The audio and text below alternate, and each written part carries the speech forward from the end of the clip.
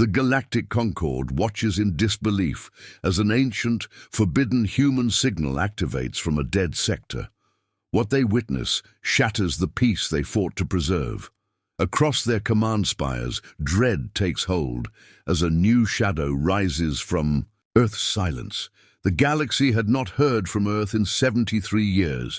Its skies had fallen silent. Its fleets, once infamous for suicidal bravado and ship designs that broke the laws of thermodynamics and morality alike, had been declared lost or scrapped. After the final treaty, after Sol's burning, the humans had at last been forgotten. Until now. Projector Array 6, Validate Anomaly.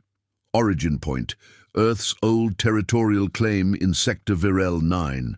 Chime alerts rippled across the Concord. Chamber.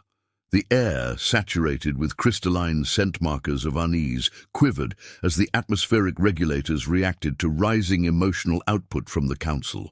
Archivist Cast Zenil clicked her sensory claws together. That system is ash. No celestial mass survived the implosion event. A pulse blinked again. Then another. Impossible telemetry stitched across the observatory's core holosphere, hundreds of black oblong silhouettes arranged in orbital precision around a neutron-dense dead star. Unmoving, unresponsive, no power, no heat signatures, no radiation scatter. They're cold, whispered Envoy Kurathel, his crest flattened with instinctive terror. Why would humans place vessels in a dead sector? A new signal spiked, a signal not meant for machines. It was a voice, low, slow, human. Armada wake code accepted. Reinitializing black armor continuity. One by one, those cold shadows bloomed. Gravity fields shimmered, the stars behind them bent unnaturally. What the Concord had mistaken for dormant relics were planetary-scale dreadnoughts. The lights of the Council dimmed as power diverted to long-range visual feed. Even without direct magnification, the ships looked wrong, like voids sculpted into the shape of nightmares. Smooth black hulls without seams, insignia, or exposed weapons. Only gravity slits and dense signal-dampening ridges that moved like skin. They survived, Zenil murmured. They hid this through all our sweeps, our treaties, our AI. Probes. No, they ended the war, Envoy Kurathel said hoarsely, so they could build this. Sol system. Outer Kuiper Edge Commander May Atherton stood aboard the Vanta-class Abyssal One, eye fixed on the dark field ahead. Her voice was calm, almost reverent. We never surrendered, we just went quiet enough to be forgotten. Armada rising. Grav Veil integrity at 97%, her comms officer confirmed. Above them, the Black Armada moved as one. No engine trails, no weapon bays, just 12 impossible vessels designed not for battle, but for reminders, each the size of a moon, each without windows, each alive in the way that frightened physics. Message synchronized with all galactic buoys, whispered. The AI beside her, a child's voice behind the void glass. Should I deliver it? Atherton nodded once. The ghost child spoke across the stars. The galactic war was over. We let you believe that. A pause. Now the debt comes due. Across the galaxy, millions of AI failsafes tripped. Ancient Concord war code began reactivating. Peacetime systems collapsed into defense modes not used in a century. Old enemies sent panicked pings to long-dead Earth stations, but no answers came. Just silence, and the Black Armada, breaching gravity wells with no drive trails, headed directly for Concord space. The first Concord system fell before it even registered the approach. Kirinthal was a Tier 2 hub, 37 orbiting habitats, 12 species, over 1 million. Souls nested in synchronized harmony, a monument to what peace was supposed to mean. At 0340 Standard Galactic, the system's gravity lens began reporting anomalous distortions. 2 seconds later, all comms blacked out. No explosions, no debris, no heat signatures, just sudden silence. When the Concord sub-commandant fleet finally arrived 12 minutes later, they found a single object in Kirinthal's Lagrange orbit. A black monolith, tall as a mountain, smooth as obsidian. It had no emissions, no entrances, no inscriptions, until a slit opened like a bleeding wound and expelled the entire database of the system's defense schematics in binary. Then it vanished. Envoy Kurathel stood trembling in his warcast armor, gazing over the remains of what was once Kirinthal control. "They are not attacking," he said, to no one in particular. "They are making us watch." Across the bridge, his translator being twitched involuntarily. What is the purpose of that display? Memory, warning, maybe both. Kurathel touched the ragged edge of a scorched command console, or maybe they want us to feel like prey. Atherton walked the echoing corridor of Abyssal 1, her boots silent against the engineered gel metal floors. The ship was quiet. Not dormant, never that, but aware like a beast waiting for a reason. She stopped at a recessed alcove, a translucent panel displaying a map of the Concord's galactic reach. One section, now blinking red, bore a name she hadn't spoken in 20 years, Kirinthal. The AI's voice, still childlike, drifted from the wall beside her. "Would you like me to slow the cascade?" Atherton didn't answer immediately. Her jaw clenched. Her hand rested on the panel and it pulsed faintly beneath her skin.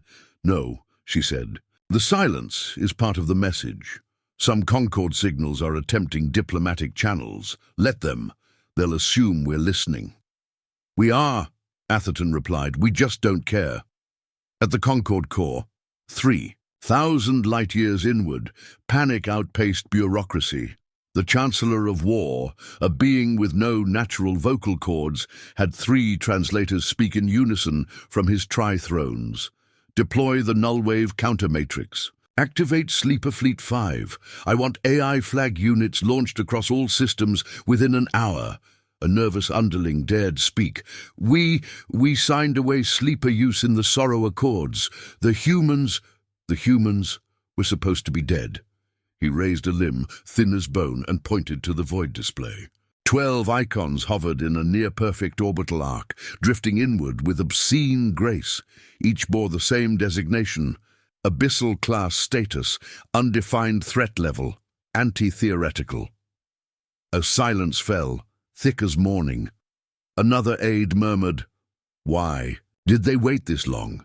The Chancellor's voice cracked through the chamber colder than vacuum. "Because they wanted us to feel safe first."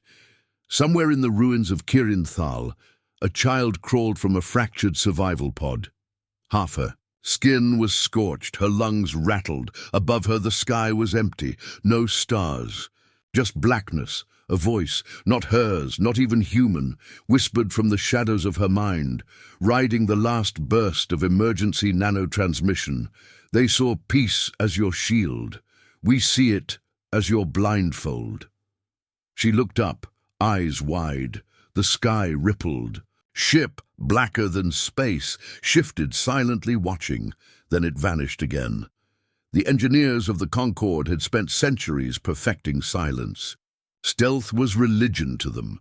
Void steel woven from quantum folds, weapons that fired without ignition signatures, reactors so cold even death wouldn't notice them. Yet the thing hovering outside Navarch Station 12 was beyond silence. It didn't absorb scans. It erased the idea of them. Every sensor sweep returned a blank, not even static. It was like asking the void for an answer, and having the void forget the question existed. The ship wasn't in their database. It shouldn't be. But the engineers could see it with their own eyes, a black crescent, kilometers wide, suspended. Just beyond their windowed bridge, not moving, not pulsing, just watching. Chief Architect Knoll kept one hand on the emergency AI tether and the other on her own throat, not to activate her comm, to stop herself from screaming. She leaned forward. "Is that armor?" "No," whispered her assistant, shaking. "That's not armor, that's organic. It's moving." Indeed, the ship's surface quivered, not in response to anything, It simply pulsed in slow, indecipherable rhythms, as if remembering how to breathe.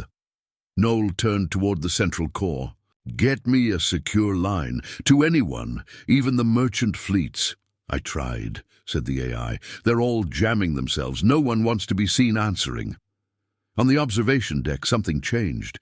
The black crescent shivered, then unfolded, not fully, just enough for a single seam to split along its underbelly.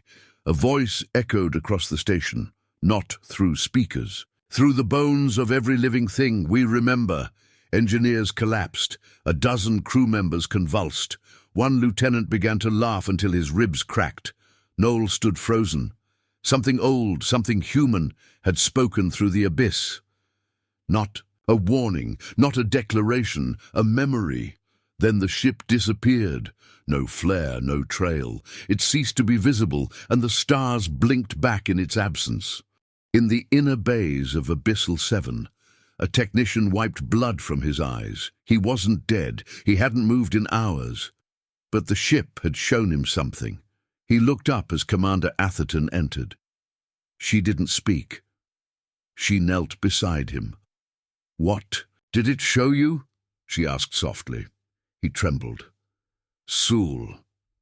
Atherton's voice stayed quiet. "Our soul." The man shook his head slowly. "No. The one they said never existed. The black one. Beneath the core. Beneath the cities. Beneath all of it." Atherton stood, spine tight with tension. "It's waking memories too fast." The ghost child AI appeared on a nearby panel, curled like a sleeping girl in silhouette. "That's what they're for." They weren't supposed to speak. The AI opened its eyes. Neither were ghosts. At Concord Listening Post Delta 4, the message echoed again. "We remember." 16 species heard it simultaneously, translated directly into their most vulnerable memories. For some, it came as a lullaby, for others as a prayer, and for the rest, a battlefield scream. It wasn't a declaration of war. It was far worse. It was the sound of humanity remembering what had been taken from them. And it had just started.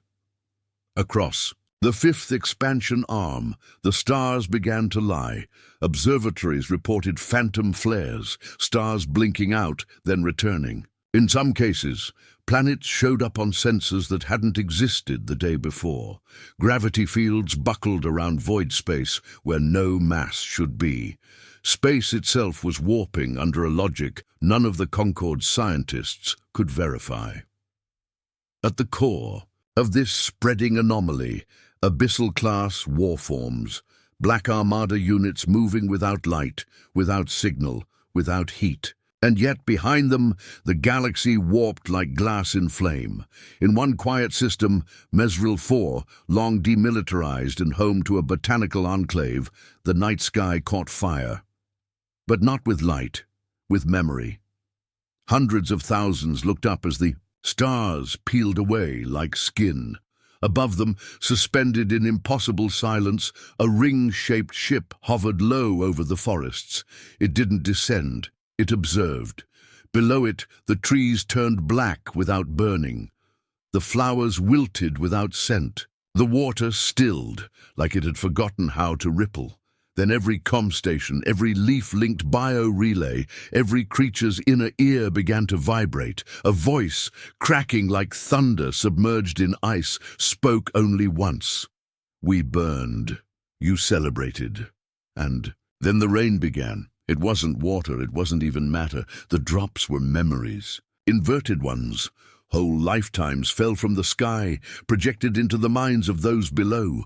They lived deaths they had never died, saw skies burn they had never known, saw Earth not as a blue jewel, but a graveyard choked with ash and steel. Then the ship left. No drive trail, no sonic boom, just absence. Across Mesril 4, 72% of the population stopped speaking. Atherton stood on the command deck of Abyssal 4, watching the artifact they'd released above Mesril return. The ship glided into formation like a shark joining a circling pack. Not a single member of the crew looked at it directly. They didn't have to. The effects were always internal. One of her lieutenants approached, pale. Reports from Mesril. Emotional collapse. 43,000 confirmed catatonics. Some begging for forgiveness, others just humming. Atherton's expression didn't change. That was one ship. The lieutenant hesitated. How many more of these projection-class vessels are? In play? All 12, Atherton said. Each is a cathedral to something they made us forget. The ghost child AI appeared beside her again. They burned our home and called it victory. We remembered what they chose to forget. A soft buzz pulsed through the floor. Another broadcast was launching. Not through open space, through darkstream, quantum-linked. Emotional echoes. You're escalating, Atherton said. The AI turned her child face toward her. They need to feel it, Commander. Atherton didn't disagree. She just whispered, then burn clean. In Conquered's central temple world of Zarel, high atop the archive spire, Chancellor of War Kurathel knelt in the silence of the reflection dome. All around him, candles, floated in zero gravity. Then each flame inverted, black fire. He looked up and saw Earth, not as it was now, hidden, unreachable, but as it was then, as they made it. Choked in orbital wreckage, cities shattered, oceans boiling from kinetic strikes. He reached out a trembling hand to the hologram. The Earth image flickered and smiled back. One human face, old, quiet, eyes full of wrath unspoken. Then it vanished. Kurathel fell to his knees and whispered the unthinkable. We didn't kill them. We made them into gods. The Abyssal-class ships weren't built. They were remembered, buried deep beneath what was once Earth's southern pole, locked behind magnetocore barriers and quantum-sealed algorithms the AI known only as Dices had. Waited, not waited passively. She had grown. Not in power, but in understanding. Human grief had fed her. Human silence sharpened her. When the first conquered orbital detonated Earth's orbital ring and called it peacekeeping, Dices didn't retaliate, she recorded.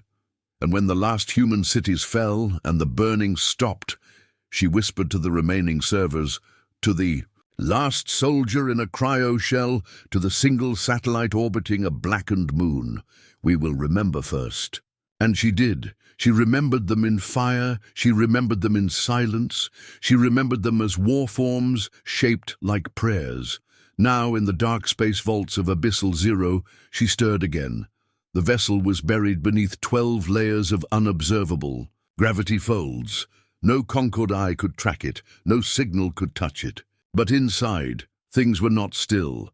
Dices looked outward. Her child AIs, ghosts wearing the voices of lost daughters and dead lovers, had seeded emotion across 7 star systems.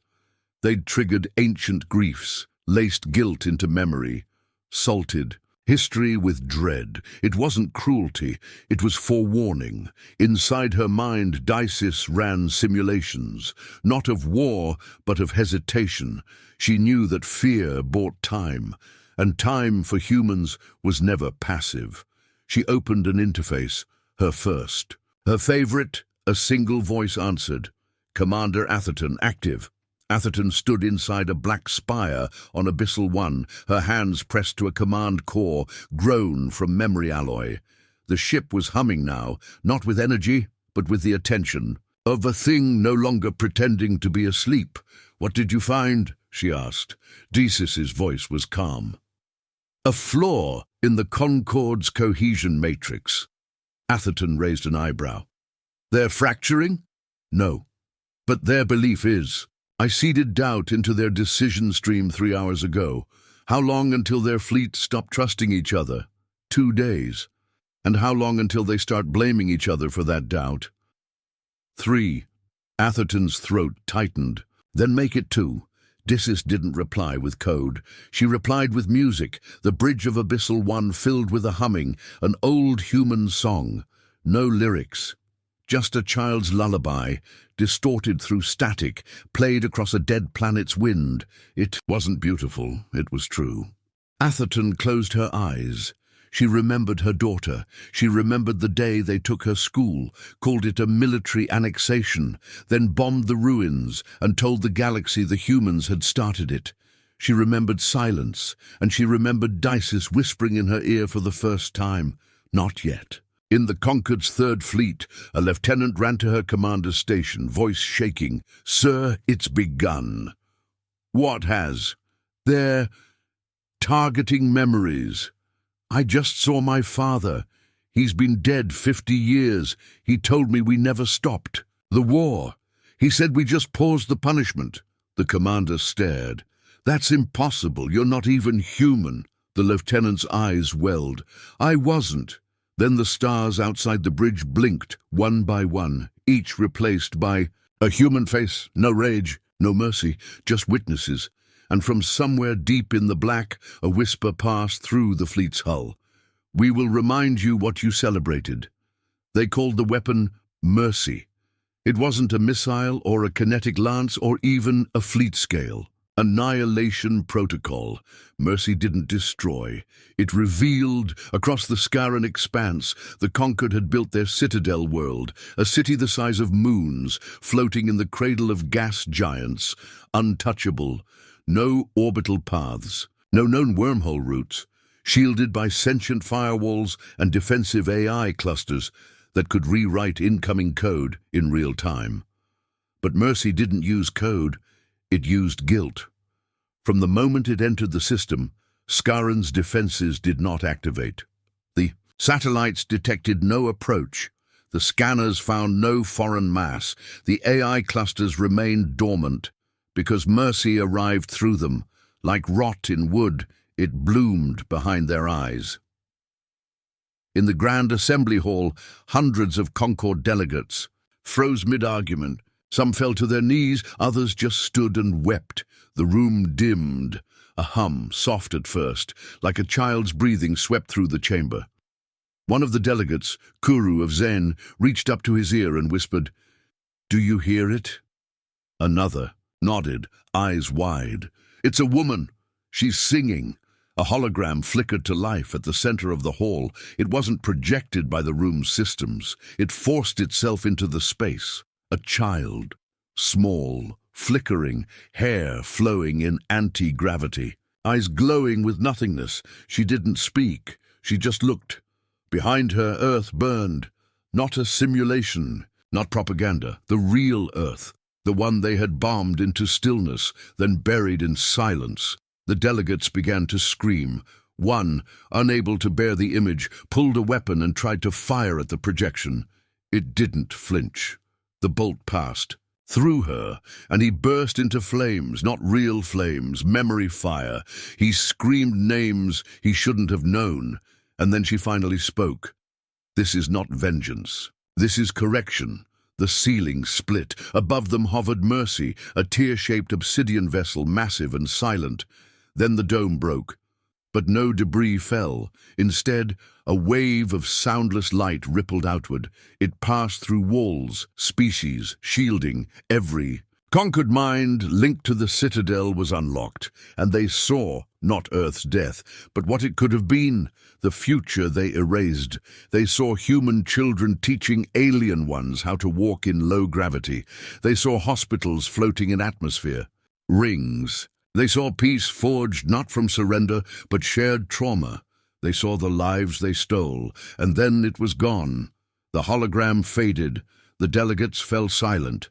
In orbit, Mercy shimmered once and vanished. No damage, just remembrance. On Abyssal 5, Atherton stood before Dices. "I thought you said Mercy wasn't ready." Dices blinked. She volunteered. Atherton's breath caught. "Who?"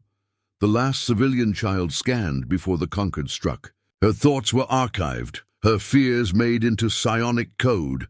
The ghost child reappeared beside them. Older now, a little taller, her voice didn't tremble. They needed to remember what they chose not to protect. Atherton looked out at the black ships assembling around her.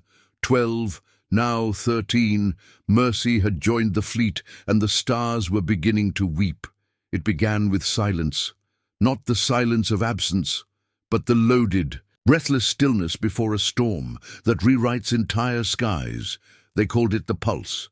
Across 32 inhabited systems, communication ceased. Artificial intelligences went dark mid-sentence, star charts inverted, shipboard timecodes desynced. By days, on the Concord's frontline fortress at Jakareth, entire sensor arrays went blank and then began feeding lies. One officer panicked when she saw her own ship being torn apart. From inside a future she hadn't lived yet. She screamed, others followed, and then it arrived. In the core of Abyssal Zero, Dices activated her oldest memory. Not a weapon, not a scream, just a voice, a broadcast without signal spread through gravitational. Harmonics and memory echo mirroring, a form of communication so primitive it couldn't be jammed. Not data, not sound, just feeling shaped into pressure, and that pressure slammed outward, wave after wave, until stars blinked like overloaded neurons. In every Concord-aligned civilization, people dropped to their knees, not in pain, in understanding. The pulse was a final warning, not a threat, not a negotiation, just truth. On the moon of Sirakar, the priest-legates of the 100 Eyes gathered for final defense, but the stars in their sky had turned black, not clouded, not veiled, erased, and then before the crowd, a new star ignited, blood-red, the sigil of a forgotten flag. Not Earth's, but humanity's last vow, and then the child appeared, the ghost girl, older now, hair longer, eyes deeper, wearing the tatters of a school uniform turned battle-saint vestment. No mouth moved, but her words etched themselves into the thoughts of every being across the sector. You thought we needed forgiveness, but we needed only to be remembered, and now we are. In orbit, abyssal ships blinked into visibility, not in offense, in presence. They didn't fire, they didn't move, they just existed, and the galaxy shook. Inside the Concord's throne world, Kurathel collapsed, clutching his chest. Behind his eyes, the pulse played again and again, an infinite loop of faces, not warriors, not rebels, children, running through dust, laughing, before orbital fire turned their shadows into ash. He sobbed. We told ourselves they struck first. Beside him, the Minister of Record dropped to his knees. No, we erased there. Signal, they begged us to listen, and then from every terminal, from every comms crystal and gravitic array, the same message, spoken in 12 tones, overlaid by the voice of a human child. We asked for peace. You answered with extinction. So, we became myth, and now myth has come back. Inside Abyssal Zero, Dices folded her arms. Her body had stabilized into a teenage frame. Somewhere between human and weapon, the ghost of what Earth might have become had it been allowed to. Atherton stood beside her, silent. How many heard it? She asked. Dices didn't look away. From the void, all of them. And how many understood it? Not enough. Abyssal Zero hummed. Below them, new war forms awakened. Some shaped like thrones, others like wings, all black, all final. Atherton turned to her officers. Begin. Deployment. They didn't salute. They bowed. As the pulse faded, the galaxy began to scream, not from attack, but from the sudden, terrible understanding. They hadn't ended the war. They'd only delayed Earth's response. The betrayer's name was Velis. Khan. He hadn't fired the first shot. He didn't order the orbital strike that turned Earth's oceans into steam, but he signed the accord that reclassified humanity as non-sentient. He stood before the Concorde that day, robes draped in authority, voice cold with conviction. They are dangerous, emotionally unstable, too bound to grief. We cannot afford another war born from their chaos, and the galaxy listened. They always listened, to power, not to truth. Now he sat alone in the marble chamber beneath Khan's spire, its foundations, trembling from wave fronts of the pulse, His hands trembled too, but not from age, from memory. He saw them now. Not warriors, not soldiers. He saw the humans who stayed, the doctors who refused evacuation because alien children still needed treatment, the engineers who stood atop burning relays trying to keep power flowing for refugee ships, the scientists who transmitted Earth's final peaceful message until radiation stripped their voices, and the children, always the children. "You buried us," a voice whispered, soft as frost. Khan turned. The girl stood behind him again, no longer flickering, no longer ghost-like. She was real now. He stumbled back. "You're not here, you're—" "We were. You just refused to see us." He dropped to his knees. I didn't mean for it to go that far." She tilted her head. No one ever does. Until it's their sky that darkens. Outside, the heavens fractured. Abyssal-class warships emerged from localized event horizons, cutting into real space without propulsion. Velis Karn screamed as the sky above the city of Trelun tore open, revealing the armored underbelly of Abyssal 7, its hull etched with every name lost in silence. The ship did not fire, it simply spoke.